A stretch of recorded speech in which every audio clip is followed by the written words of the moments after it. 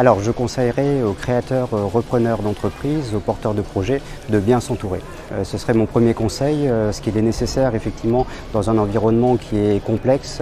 qui est rempli de réglementations fiscales, comptables, juridiques, de pouvoir s'entourer de professionnels qui réalisent en concertation en fait un ensemble de travaux qui accompagnent en fait le porteur de projet dans le développement de son propre projet. Ensuite, je lui conseillerais d'intégrer une phase de digitalisation dans son projet,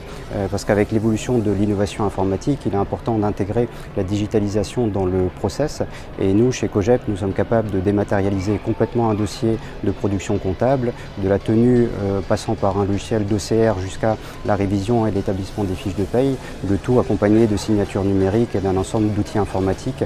qui sont complètement dématérialisés. Et enfin, je lui conseillerais d'essayer de ne pas tout faire au risque de mal faire, mais plutôt de s'entourer d'une équipe polyvalente, pluridisciplinaire, alors que ce soit au niveau d'expertise comptable, mais aussi au niveau de la banque, de l'assurance ou du conseil en matière notariale.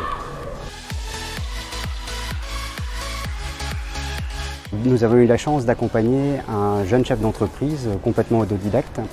qui a créé une entreprise dans le domaine des énergies renouvelables, donc à base d'échangeurs thermiques qui généraient en fait une économie d'énergie substantielle pour ses clients. Et donc nous avons pu l'accompagner dès l'origine du projet avec le montage du business plan,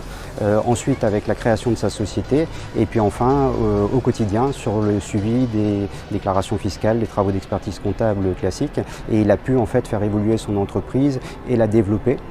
jusqu'à un stade en fait, où il a réussi à conclure un partenariat stratégique avec une entreprise de taille nationale et ce partenariat lui a permis de consolider et de pérenniser son entreprise.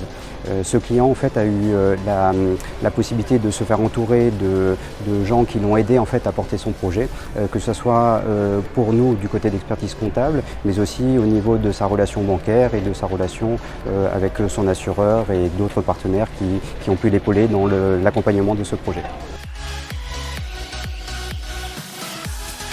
Pour vous présenter un dossier qui n'a pas fonctionné. En fait, nous avons été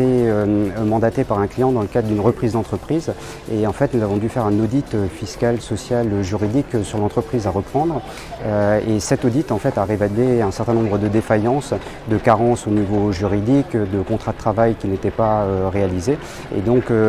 l'idée était de reprendre en fait, dans l'activité de la restauration une entreprise avec de multiples établissements. Et l'audit a révélé tellement de défaillances et de carences qu'en fait la reprise n'a pas été possible, le banquier n'ayant pas pu valider en fait les valorisations sur la base des éléments qui étaient présentés. Et donc c'est un exemple d'un échec malheureux de reprise d'entreprise lié à une carence du cédant sur sa partie en fait obligation légale et puis production de pièces comptables nécessaires à la transaction.